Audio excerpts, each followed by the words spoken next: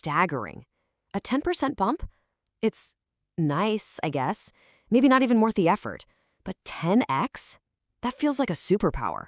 It grabs our attention because the promised payoff is just enormous. And this is what it's all about. That 10x promise speaks directly to a fundamental part of our brain.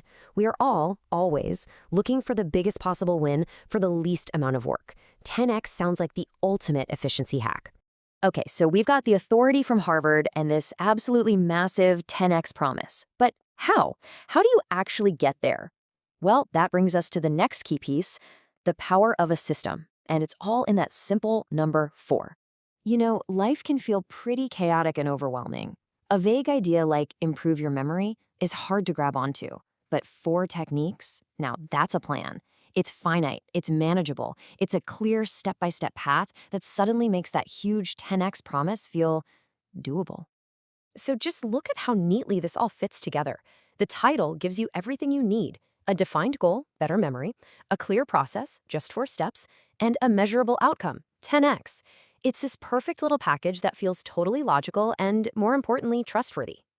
All right, so we've pulled apart all the pieces. Now let's put it all back together and look at the perfect formula. Because the real genius here isn't in any one of these parts in isolation, but in how they all work together to create something irresistible.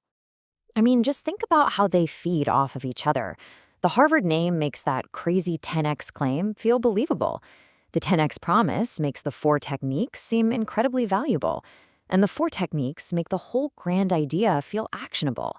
It's like a chain reaction where each part makes the others stronger. And there you have it. That's the recipe for a title you can't ignore. You start with authority you can't question, you add a promise that feels almost ridiculously big, and then you wrap it all up in a simple, actionable system. That's the formula.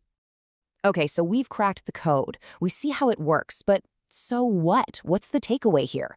And that brings us to our final section, beyond the click. Why should we even care about understanding this stuff?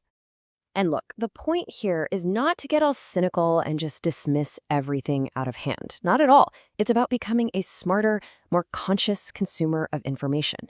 It's about being able to see the strings so you know when they're being pulled.